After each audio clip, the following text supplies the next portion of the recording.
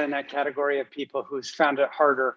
And I feel like you asked tough but fair questions, and I like tough but fair questions. So listen, I started 18 months ago, not 6 months ago. So this isn't a pandemic thing. I just made a decision in my life to focus more on, longevity and being healthy.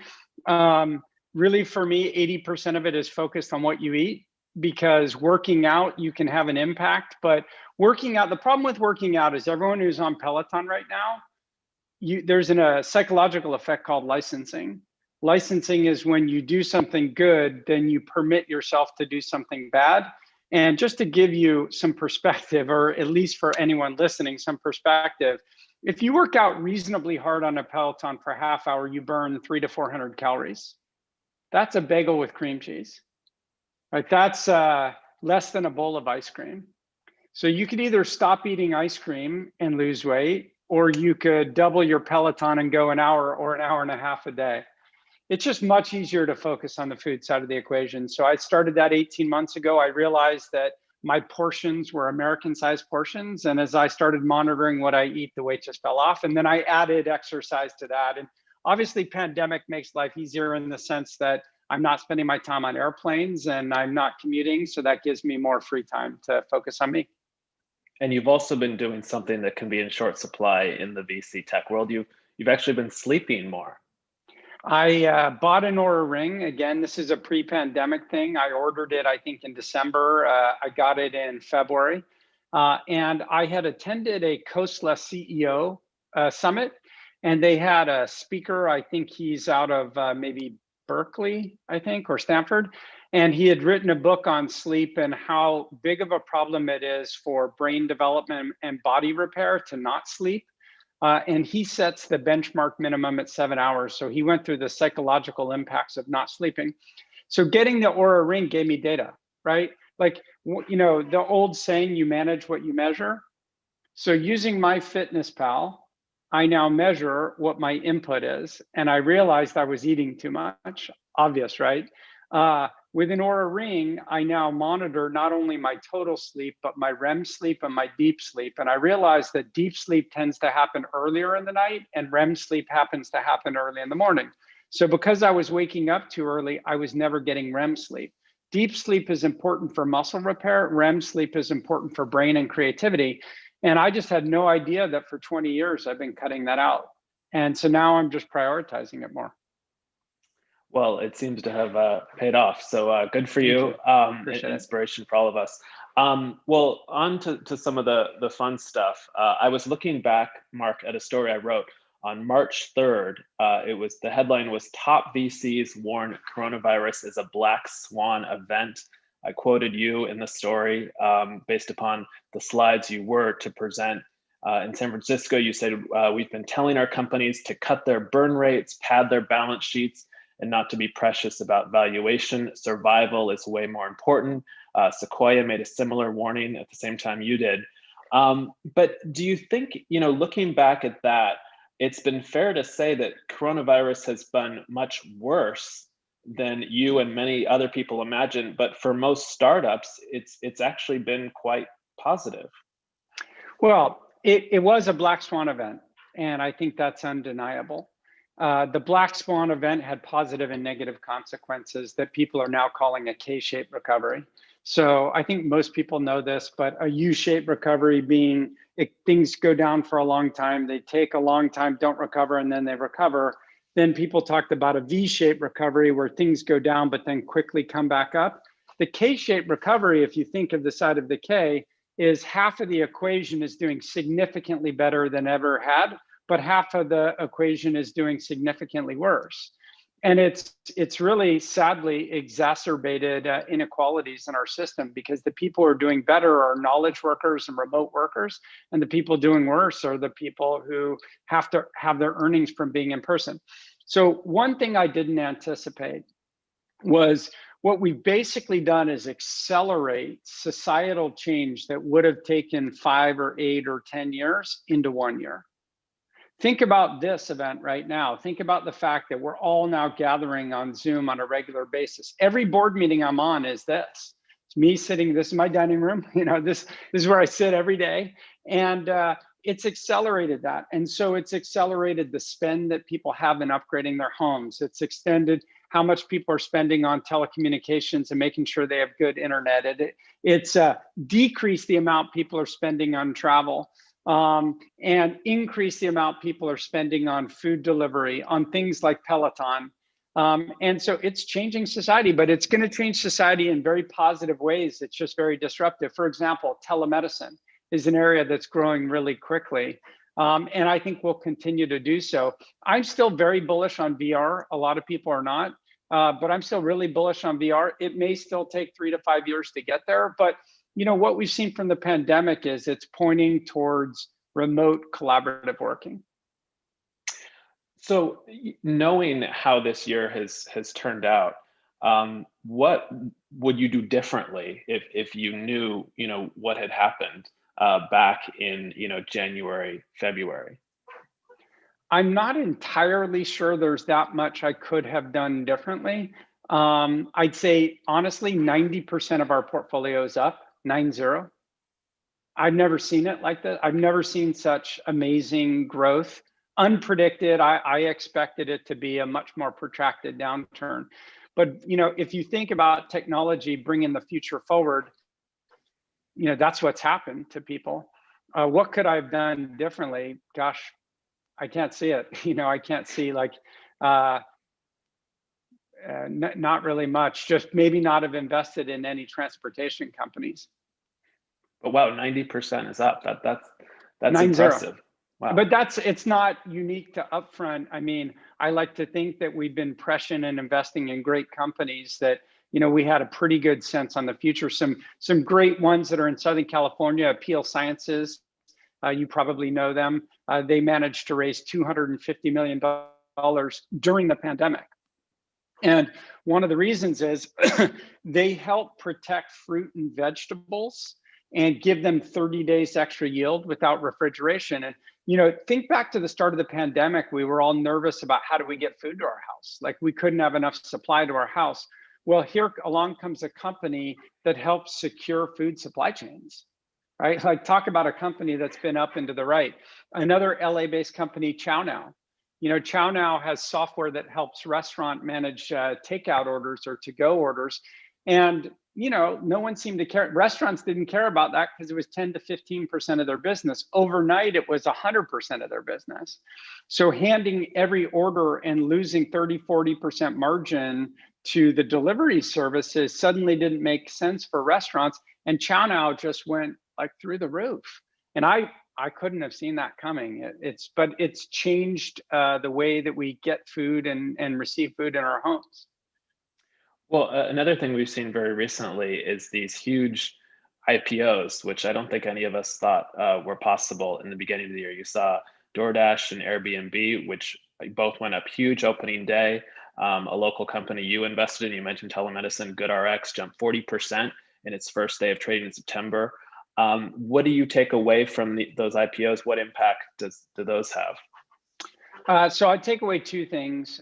Number one is just how important technology has become in the market today, and how pervasive companies like Airbnb have become, and therefore how big the opportunity set is.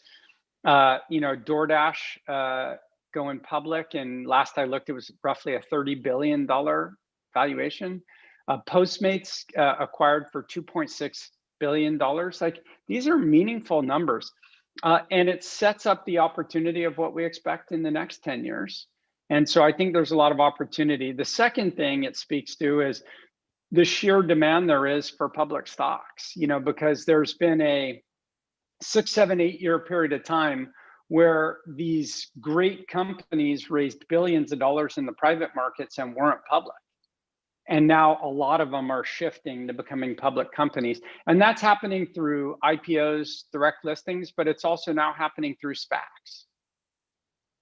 But I know our executive chairman, Spencer Rascoff, has been very critical of these IPOs, which leave a lot of money on the table for investors, for employees, in the favor of Wall Street banks. When you see a stock pop, 80% that day, Isn't that sort of a misallocation? Yeah, but honestly, that's a side issue to me. So the side issue is at IPO, who should have the, should there be a doubling of the market price, or is that mispriced and therefore the company should have raised at a higher price?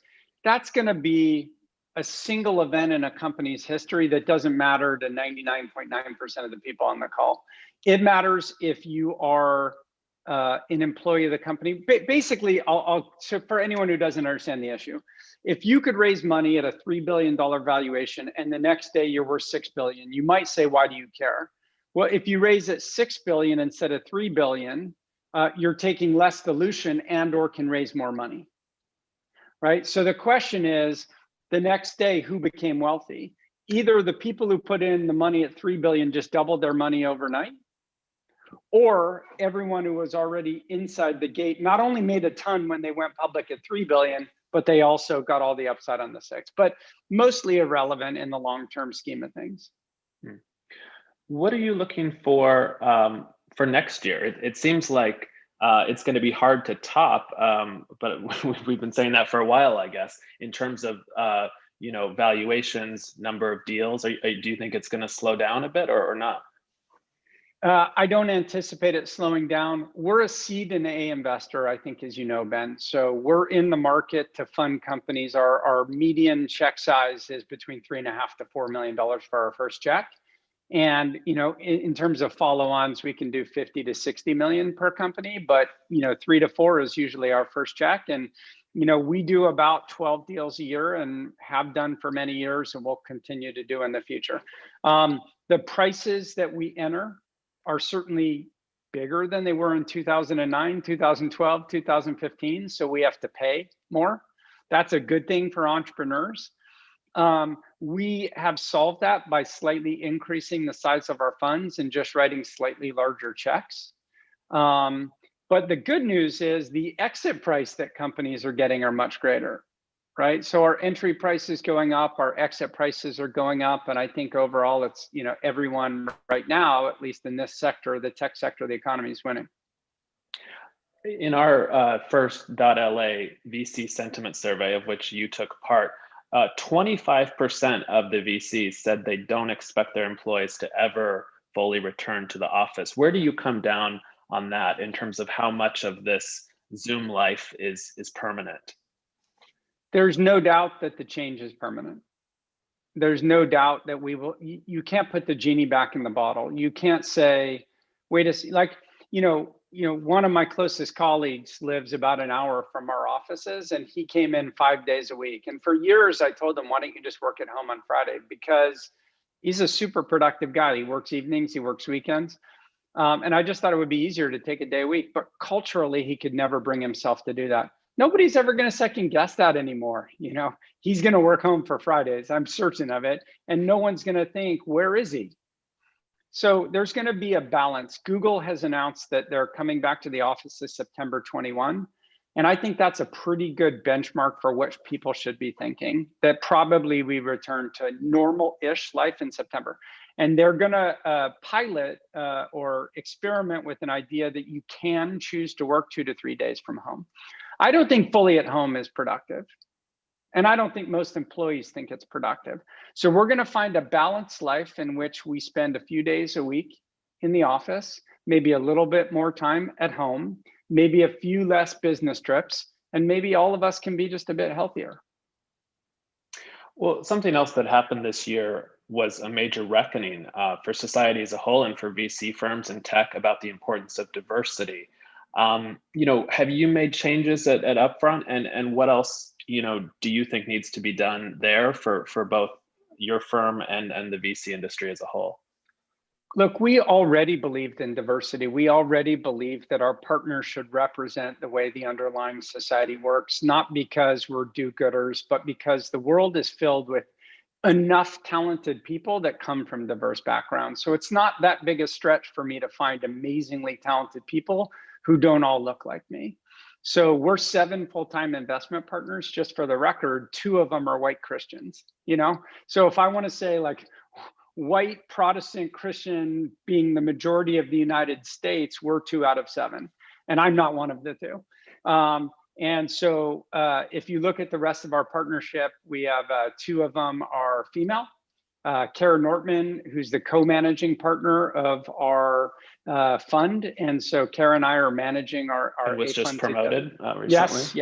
Yes. And you look at Kara's background, she's Princeton undergrad, Stanford MBA, worked 5 years at Battery Ventures, learned the venture capital market, has operating experience, worked at IAC, started her own startup.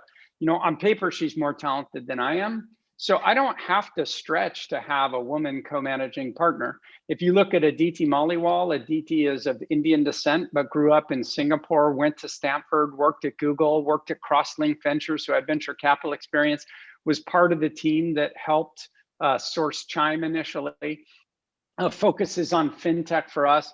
On paper, she's more talented than I was at her age.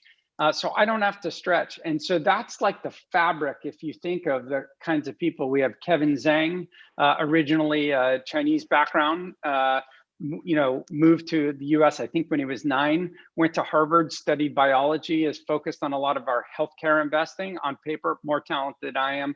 If you look at Kobe Fuller, African-American, also went to Harvard, worked at Insight Venture Partners, Excel Venture Partners on the growth team, was CMO of a marketing company, on paper more talented than I am.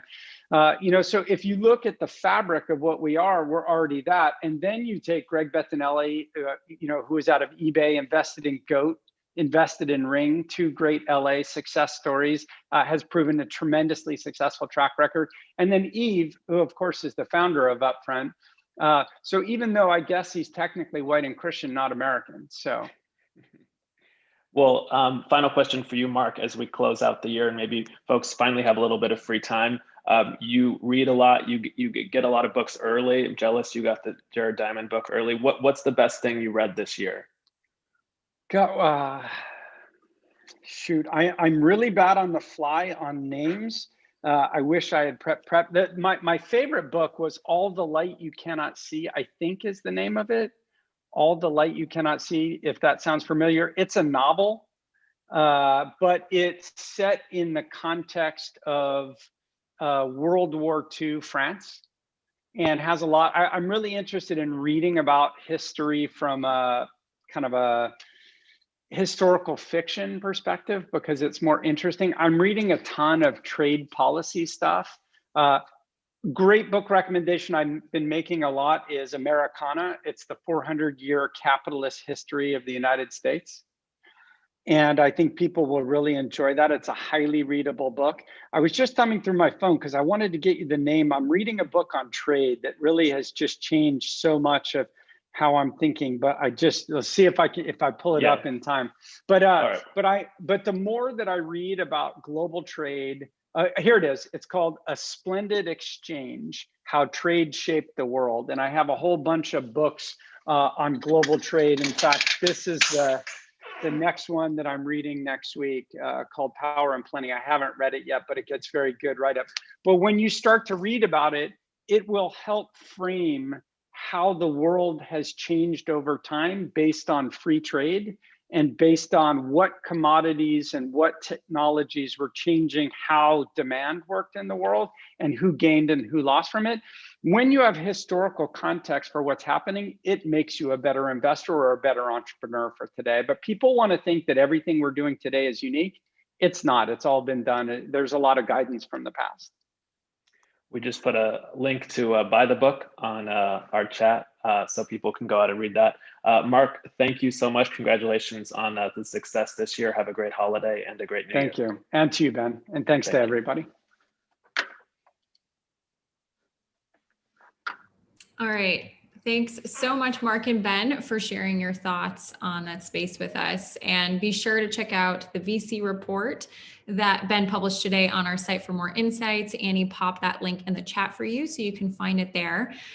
So now let's dive right into the next discussion. I'm very excited for this one, and I'm so happy to welcome Emily Slade, who's the co-founder and COO of Valence. Emily, welcome, and thanks so much for joining us today. Thanks so much for having me. Glad to be here. Awesome. So let's just jump right in. So tell us about how Valence fared this year. I mean, this was an incredibly momentous year that you specifically were situated uniquely to take on at a very important time. So what was it like to launch at such a critical time in our nation's social consciousness? Yes. So 2020, I don't think anyone thought we'd be facing all the insanity of this year. And, for me, I feel like we were in a really good position to be of service and support the community, the Valence members. So for those of you who don't know, Valence is a tech platform and community that connects Black professionals with career opportunities, mentorship, capital, and professional development. And, my co-founder, Kobe Fuller, Lemaire, and I actually incorporated the business on Martin Luther King Day of 2019. Spent the better half of 2019 building the MVP, which you see today.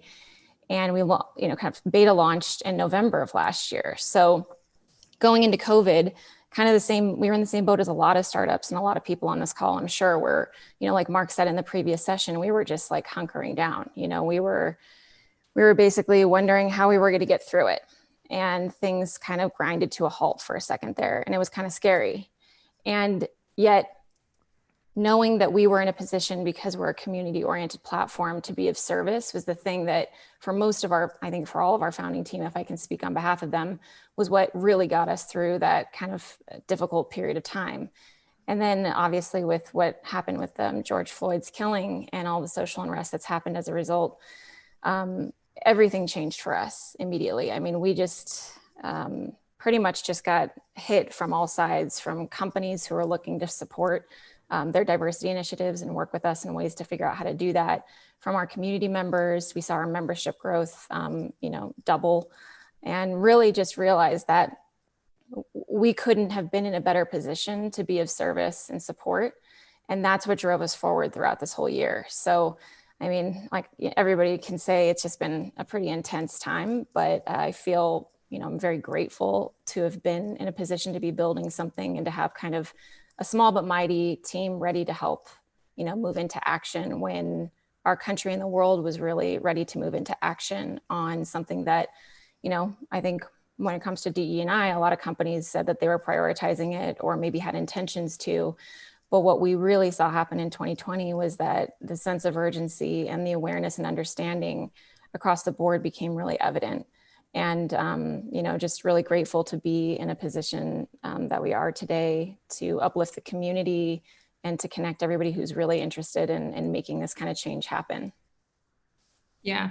I mean, I think what you folks are doing at Valence is so important, and it was kind of a nice segue, I think, to what Ben and Mark were talking about at the end, that there really is this talent pool. When people say, oh, I don't know where to go, my network doesn't look like me, you are really providing the tools and the space to find those people and also support those people who maybe they're not going to come work at your company because you don't have mutual interests, but you're able to help them in different ways. And that's actually what I love about what you guys did with the Boost Challenge, which I signed up after our conversation the other day. I'm excited to get involved. So tell me about the Boost Challenge, how that went, and for our audience members who can lend a hand, what type of boosts are most needed right now? Yes. So the Boost Challenge came out of actually one of the messages that we sent out at the beginning of the COVID situation. So one of our executive advisors is a guy named Jim Lowry. He's a business icon, and luckily we have him on board as an advisor, and we had him pen a letter to the Valence community, just kind of a notes of encouragement, words of encouragement, of advice, and, kind of a moment to say, let's have some solidarity. We're in this together. And in response to that letter, we got a ton of feedback. And one message came back, and it was from a student at Princeton. He was in his, I think, junior year. And he said, all of my colleagues and I lost our summer internships. All of my family members and friends who just recently graduated college don't have jobs right now. This is a really scary time for us. And how, as the next generation of Black leaders, are we supposed to move forward in the world? Can Valence help? And we sat down together and we thought about the fact that, at the time, we were approaching around 10,000 members of Valence, and the majority of our members are, kind of skew a little bit more senior in their careers, have, earned their stripes in many cases and are willing to give back. And we thought, well, we have this feature on the site called Boosts, which is essentially the ability to connect people on the site for mentorship. It's one-on-one 30-minute coaching or advice sessions. And we said, why don't we just leverage Boosts and really put together a program that galvanizes all the support of incredible, leaders in a variety of fields to give back to all of these, in some cases, college students or recent grads who are really, in it right now. And so we launched the Boost Challenge, I think it was June. And we had a goal because we want to measure some things, right? We said we wanted to get to 5,000 boosts offered on the platform by the end of summer. And we had incredible support from the community, from many of our Spotlight members, which you can see on the site. Mark was one of our boosters. He's been giving a lot of great advice on fundraising and on entrepreneurship. And we are lucky to say and happy to say that we hit over 7,000 boosts offered on the platform during that period of time. So yes, and in terms of being able to support and to join and give that give a boost, please do. Everybody's welcome to do that. The more support and the more engagement in the community that we can have, the better. I think in terms of topics, definitely anything around fundraising, anything around entrepreneurship, also personal branding, and essentially being able to put yourself out there with the right kind of in the right light when it comes to looking for a new career, a new job opportunity. All those things are welcome. And of course, lots of other categories. But we'd love to welcome you and anybody else who's listening to join Valence in that capacity or as a member. Yeah, that's incredible that you guys hit 7,000 when the goal was 5,000. Those are the metrics you love to see. yes, and it's growing. We obviously are still measuring that, but we were really excited to see that we exceeded what we'd put out there. Yeah. Kind of now thinking a little bit more broadly about 2020, one of the things that I love that you particularly, but Valence as a whole, is just the focus on positivity. Because I think there's been obviously so much negativity, and it's really easy, regardless of whether it's our nation's social consciousness relations, what's going on with the pandemic, it's really easy to get bogged down in the negativity and feel hopeless. But the mission of Valence, and it sounds like you personally from just the conversations I've had, is to focus on the positive and really focus on bringing that to the community. And so obviously, after the protests this year, we saw a shift in individuals, in companies thinking about diversity, equity, and inclusion on a much more impactful level. And so kind of thinking back over 2020 and thinking on a positive note, because we'll get to the negative, of course, because we have to go with the good and the bad. But what were some of the strides that you saw this year in the LA tech and startup community and the larger business community as a whole?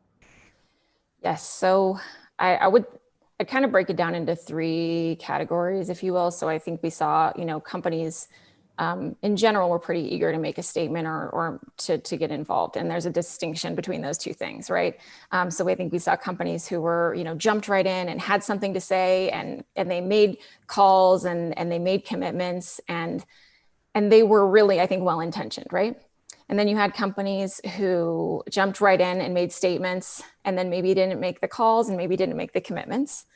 And then you had companies who have kind of stayed a little bit under the radar. Maybe they haven't said much, and TBD on those companies, whether or not they intend to, or whether or not maybe in some cases they're making quiet progress, they're making donations, they're making changes internally and structurally. So I think, actually one of our Spotlight members, her name is Sherelle Dorsey. She runs a company called The Plug, which is at tpinsights.com. She's doing some incredible journalism and reporting on the Black innovation economy. And her team decided to focus on actually researching and tracking the companies in tech that made statements. And I believe, if I got the latest from her, there were over 200 tech companies that she tracked that made statements, and she actually tracks it. If you go to her website, you can see there's a database there. She tracks what they said, what kind of commitments they made. And I think we're at the total right now that of those 200, I think it was a little over 200 companies, over $393 million have been pledged by those organizations to different Black kind of companies that are focused, or organizations that are focused on Black community. And so that's one metric that you could look at and say, okay, well, here's some progress. And I think if we look at, you know, how does that play out over time though, right? And so my hope is that it's not just a one-time thing, right? My hope, and I think everybody's hope that is involved and interested in seeing the real change happen, is that it's not just a check kind of in isolation. So anyway, I definitely encourage everybody to check out TP Insights to learn more about her reporting on that particular topic.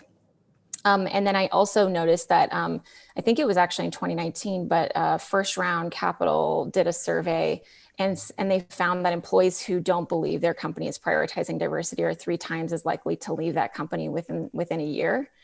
And so it's interesting to see that even before the you know, everything that's gone down this year regarding racial injustice, that employees were already saying this is something that needs to happen. And hopefully we've all heard that the actual business implications, the positive business implications of prioritizing diversity. But I think ultimately some great work has emerged. I mean, here in LA, you can look to organizations like Pledge LA. I think just this week they launched, what is it called? The South LA Fund, the Fund for South LA Founders. Is that right? Yeah. So, I mean, you see some great work happening there. You know, we launched an initiative that's focused on making sure that there are more Black board members on public and private boards, and that's called the Board Challenge. And that was in partnership with the Board List and Altimeter Capital. And we've seen over 60, I think it's 64 companies take the pledge and are going to, you know, be held accountable for hopefully adding at least one Black board member to their board within 12 months. So ultimately, like you guys all probably know, there's a lot that's happening, and I'm committed to, and I know the team at Valence is committed to helping to shine a light on those organizations across the spectrum who are doing the work, who are committed to it, and making sure that it's lasting change and not just something that, you know, felt like they needed to respond for some sort of performative reasons. Right.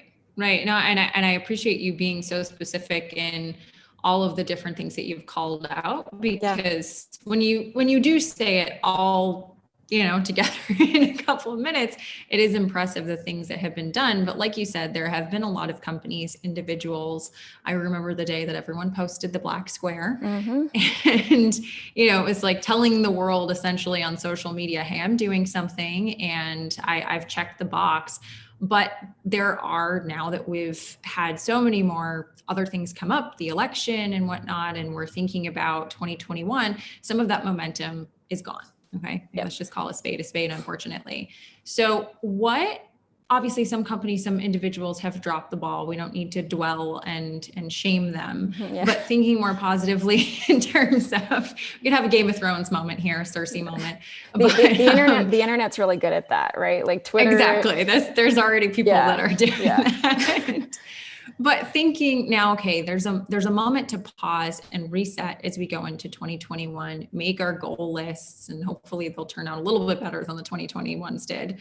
But what are some specific things that companies can do into 2021, and also that individuals can do? Because I think it can be very easy as an individual to say, well, at my company, I'm not a CEO, I'm not a founder. How do I make change? I'd be curious for our audience members and myself, is what would you suggest as we think about trying to recapture some of that momentum and make more of an impact in 21? Yes. So on the company note, I think of it in kind of 3 areas. I mean, there's tons of areas you could focus on, but I think there's 3 that I can call out right now. And the first is obviously recruiting, right? So making sure that you're really attentive to whatever kind of like recruiting best practices you have right now, and also thinking about who is your recruiting team, who is on your team. I think it's something like 80% of all open roles are filled by referrals and current, members of a company.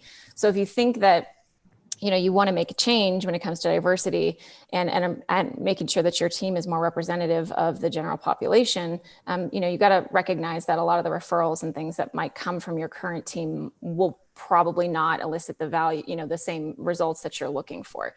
So I think putting some focus on the recruiting efforts, obviously making sure that you're recruiting from great pipelines and populations of Black talent. Valence is one of those options. If you haven't found us yet, you can check us out at valence.community, a little plug. But I think also on top of that, you've got retention. So once you actually get employees on board who are of color, Black employees in the case of Valence, you want to make sure that you're providing an experience that is comfortable and safe and reflective of values that everyone shares.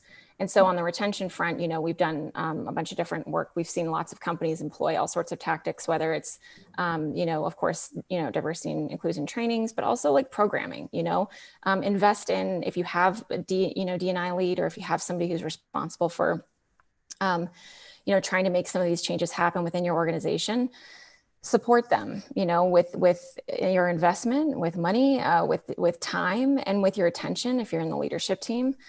So just be aware of the fact that this is, something that, of course, depending on the stage of the company that you're in, if you're a smaller team, don't be afraid to take action yourself. Like if you see an opportunity to give back to the community, or to put some new policies or programming in place that's more reflective of the community that you want to attract, then do those things. And then I think lastly, and this kind of comes back to the idea of, making sure that change happens at the top, which is around the idea of promoting Black leaders and ensuring that there's Black leadership and diverse leadership, within the companies that are leading the charge. And I think as, in LA, we're a city of major industry and tech and entertainment. And as we start to see leadership change to be more reflective of diversity and of the world that we are, I think that, that's going to have a major impact on how the rest of the organization functions. And I think as an individual, it's one of those things where this whole year we've been listening, and hopefully we've been learning. I obviously don't present as Black. My mom's half Black. That's something that I think nobody would know about me unless you read my story or I told you, which I did just now. But I think being open to the fact that everybody has so many different, kind of diverse backgrounds, that if you just plug into that and realize that you don't know what someone else's experience is like, and as long as you're open to learning and you're empathetic, and that you take action when right action needs to be taken, I think that's what we can ask of each other. And I think that that's what we've understood throughout 2020 is that, this kind of change is really disrupting and challenging and sad in so many ways across the board, everything from COVID to civil unrest, social unrest, everything. But being a part of a moment like this is actually really inspiring, to be able to say that we were in a time where so much change was taking place and that we didn't just stand by, that we participated. And I encourage everybody to be hopeful about that going into 2021. Yeah, I really like two of the things that you mentioned around that mindset shift, because I think that that's really important too. This can feel very overwhelming, right? Of where do I start?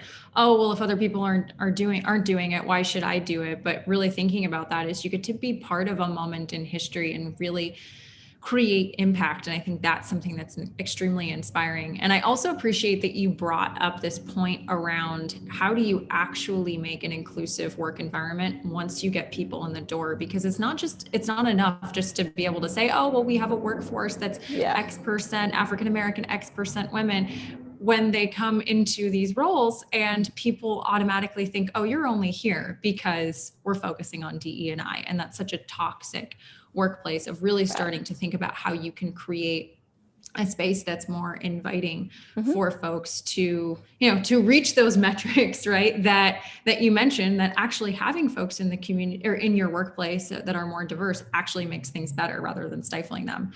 So we're running up on time, but I just wanted to give you the last word on something that we could go on for forever, but we spoke about briefly when we were on our prep call. About this idea of community and what does that even mean anymore at the company level, the industry level. I know that's a lot to tackle in the very short amount of time I'm giving you there, but just any thoughts that you want to leave us with on how this concept of community is shifting during this time. Yeah, I mean, I think I would just, to sum it up and keep it simple and to keep it light, everyone's gone through something super challenging this year in some capacity. And so the idea that community could be somehow put on the back burner because we're on Zoom or something like that it's not true. We need each other more than ever. And I think it's more evident now than ever that that's the case. And I would say when you look around and you see opportunities, like I think it's unfortunately around 50% of Black-owned businesses are not going to make it out of COVID. Mm-hmm. Community is important. Being able to support one another is important. So prioritize it. Think about how you can give back, how you can be of service, and how you can be supportive to each other during, hopefully what is the tail end of a really difficult time, but, be hopeful at the same time, right? We got a great year ahead of us. I think anything's better than 2020. I hope so. I'm hopeful. I encourage everybody to just, enjoy the holidays, hopefully get some R&R. And thank you again for having me. I'm glad I got to be a part of it.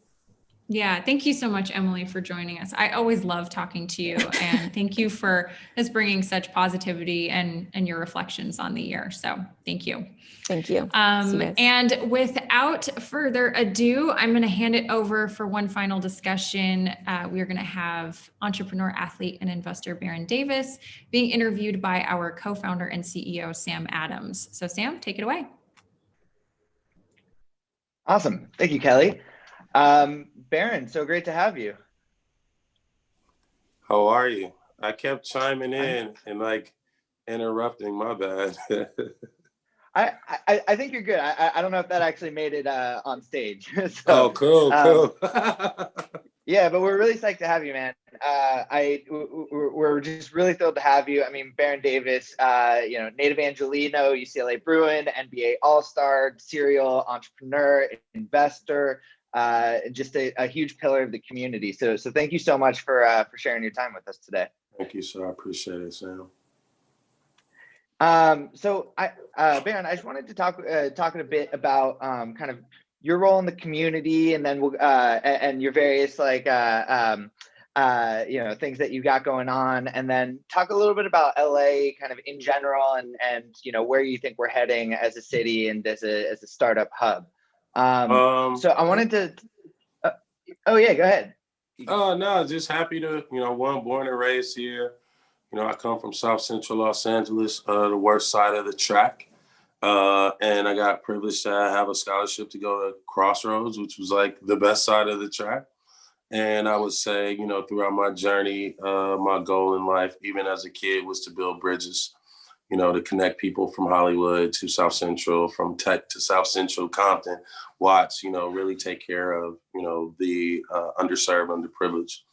And so I started business inside the game, really to, create a platform where athletes, investors, Black and brown, women, people who are underestimated, underserved, undervalued, can have an opportunity to talk about all the great stuff that they were doing and build an ecosystem, around connecting, right? And building those bridges. And so, for me, I think, the theme to my life, and I think our company, is really, allowing young companies to accelerate themselves, allowing C-suites to be on cap tables, right? Allowing athletes and celebrities and influencers to have a seat at the table.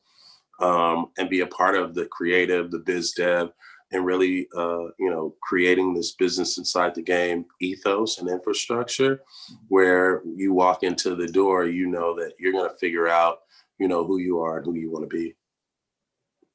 Yeah, totally. That's awesome. And I know that you were really early to the game on this, but I think that LA is really the hub of, it's the intersection between all of these, different communities, different backgrounds, like the sports world intersecting with all of the, more traditional kind of and startup investing, things like that. Yeah. And, do you get the sense that you being from LA kind of helped drive that perspective of you, or where do you think that came from? Before I was here, before I got traded to the Clippers, I would play for the Golden State Warriors. So I did a lot of investing and hanging out and, figuring out what Silicon Valley and that world looked like. So when I got traded to the Clippers, I think in 2009, my goal was to, do the same thing here in LA, because you had entertainment, you had sports, and everything kind of met in the middle.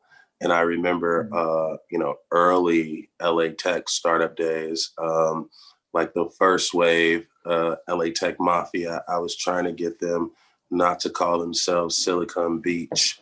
I was like, yo, we need to think of a different name, a different value system, right? Like we have we're so young that we have a great opportunity to, not be like how, traditional PE, VC, things like that were. We have an opportunity as LA, as a culture, to really like bring about this new form of collaboration, investing, and using all of our resources, right, to be a part of something bigger. Did you end up coming up with a better name? We actually did a story back in, I think, March or April about exactly that, all the problems with the phrase Silicon Beach, but no one's quite been able to figure out like a better thing. So like, as someone who thought about that, did you do you have a preferred name to call it? I had a ton of names back then. I pretty much gave up.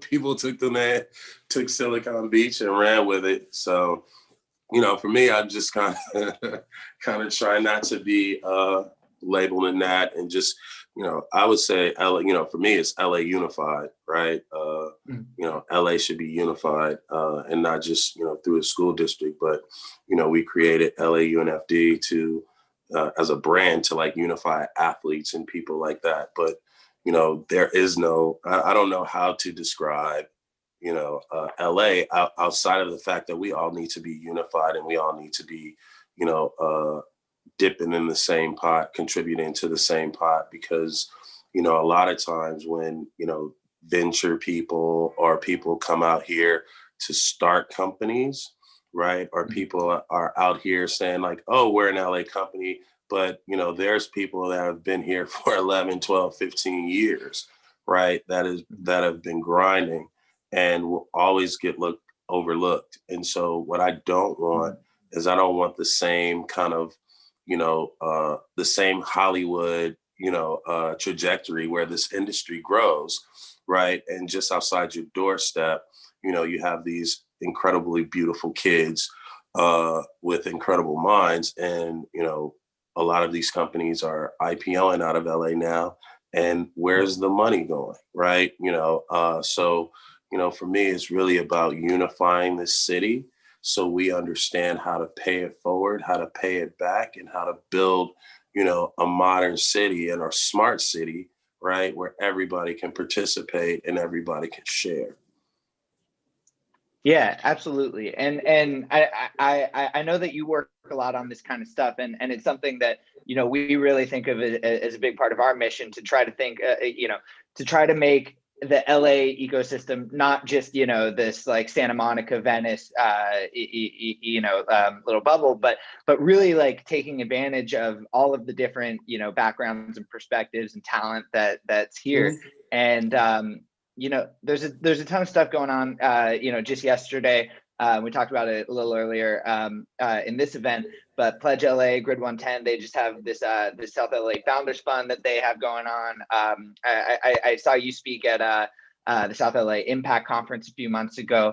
How do you think that we can continue to really build those bridges and make sure that the startup community serves the city as a whole, as opposed to just this small subsection of it? Well, I think, since LA is still, I say still in its infancy, I think when you're looking at investors, right? I tweeted this morning, people don't really want to invest in the people that are really going to make a difference. You know what I mean? And that was just, a great American tweet, that when all these corporate companies start divvying up this 200, 400, 300, they're going to give the money to the people that are not going to make a difference, right? Because they don't want to give the money to people who want to make a difference, right? Because if they did, they would build companies where they wouldn't have to rely on these corporate entities. So for me, it's so for me, I would say start there. Don't go for the hype. People are, there's a lot of people, like, just like in Hollywood, it's like you're gonna keep giving the same star the same movies and the same deal, or the same producer goes from one studio to the next, and so we don't want to get into a space in LA where, we're also banking on, people that have not been successul, right? And banking on people who not only have not been successful, but have not paid it forward, right? So I think that, what we're doing with Business Inside the Game and what you're doing with dot.LA and a few other organizations out there that are really trying to bring everyone together is that we have to be, we have to set a mandate.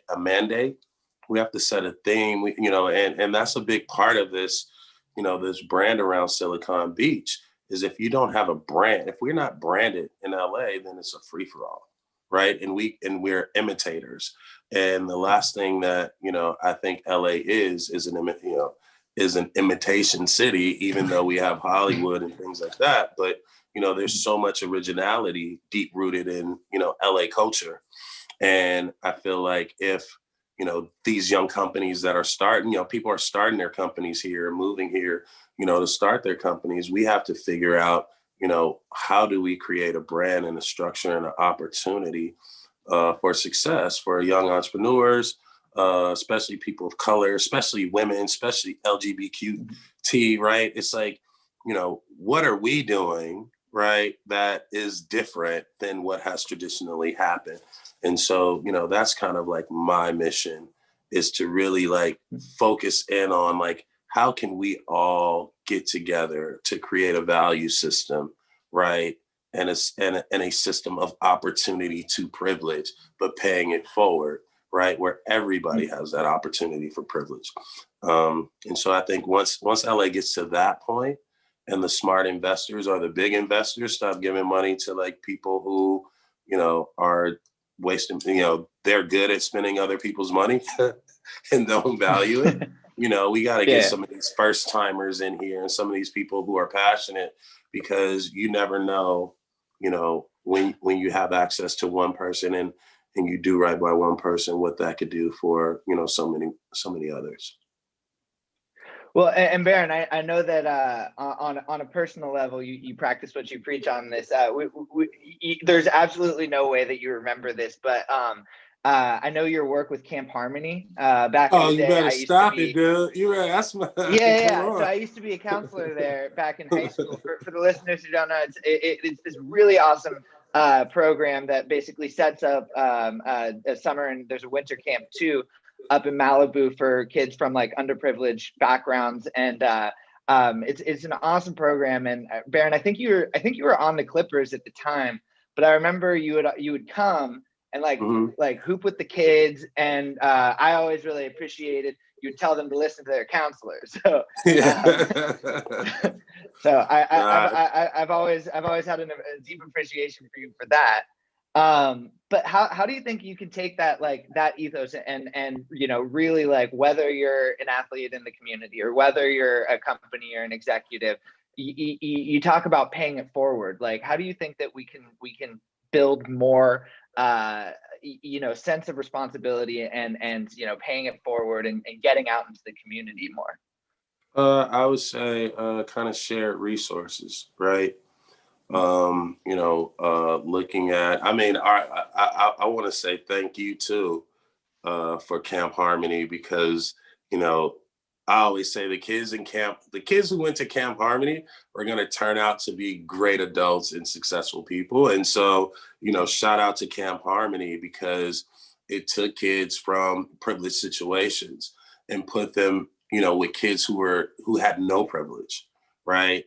And so that right there, the interaction on love, friendship, playing, learning, understanding each other, I think for me, I think I was like 5 or 6 years strong at Camp Harmony. And, I would take my grandmother, who's not here anymore, but that was like our big thing, because, one, we got to, go do the ropes course and all that stuff. But it was more so like, for me, like, you guys treated my grandmother like a rock star more than me. And that was, Adam and the whole crew. But, I say it's things like that, right? How do we pull together our resources? How do we pull together our intelligence, right?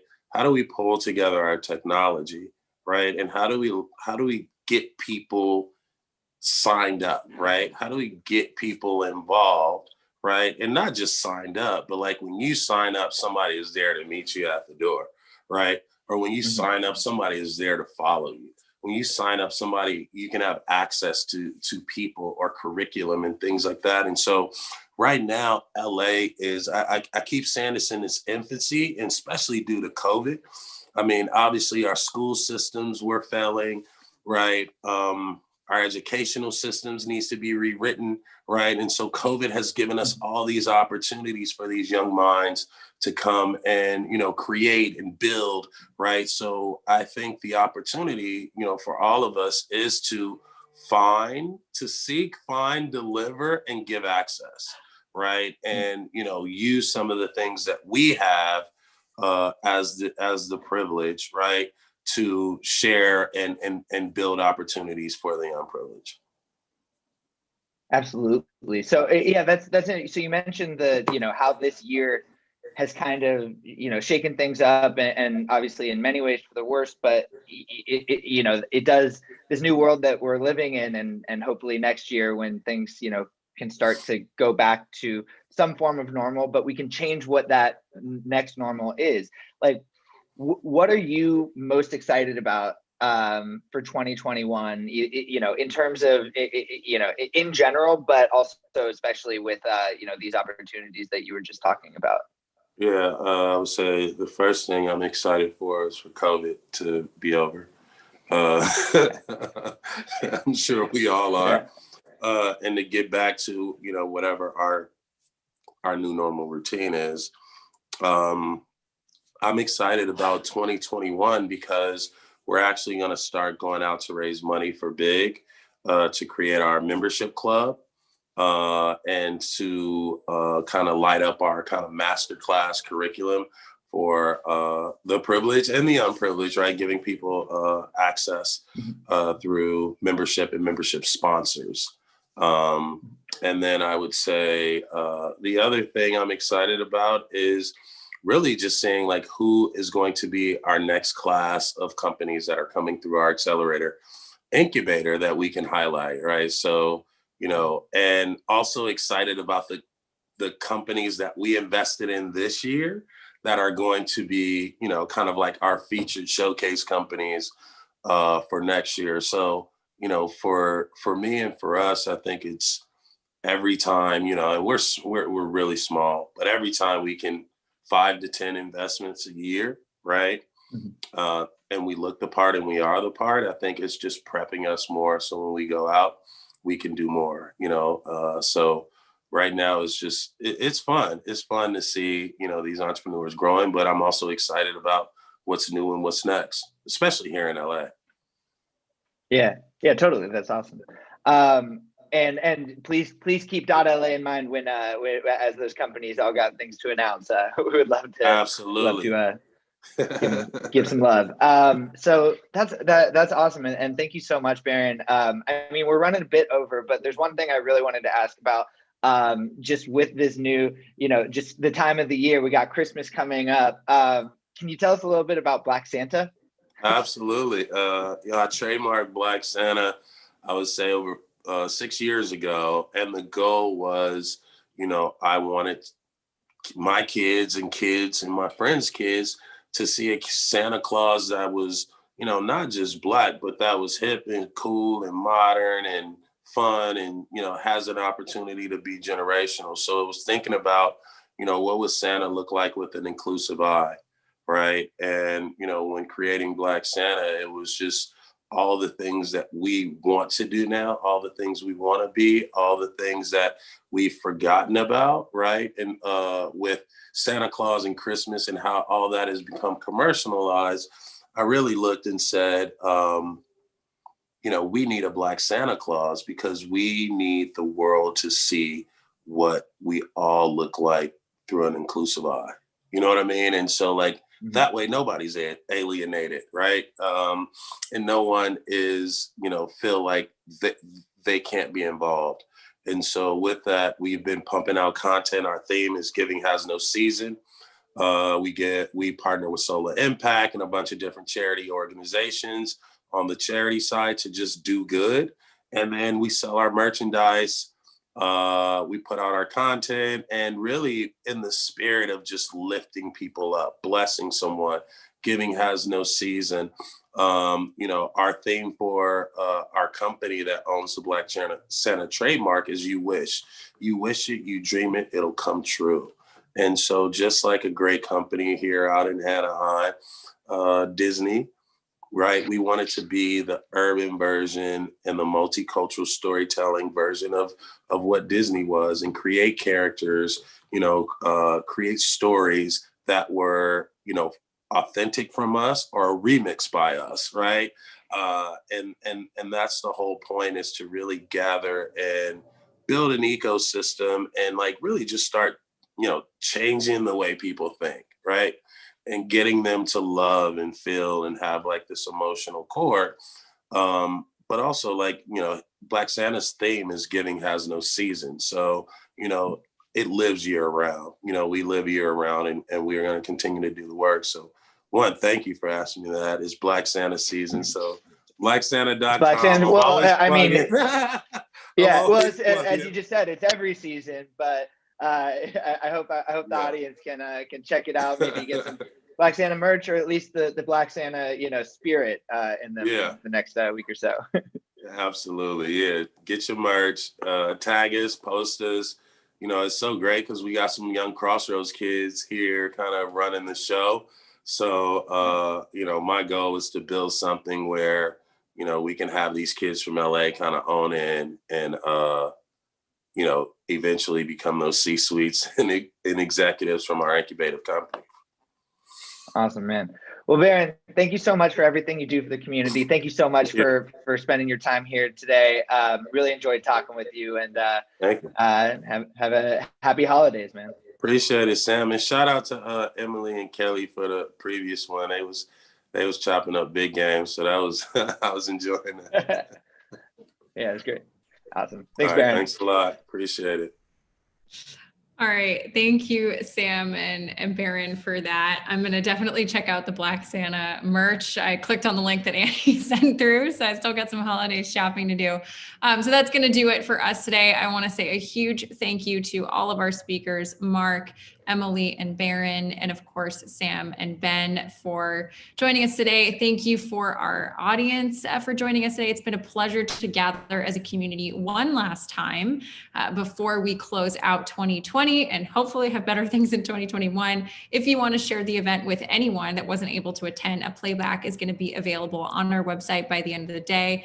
And of course, don't forget to check out the investor report that Ben mentioned. It's up on our site, and be on the lookout for a slew of exciting events that we have in store for you for 2021. So stay safe, and from the .LA team, please have a happy holidays this season.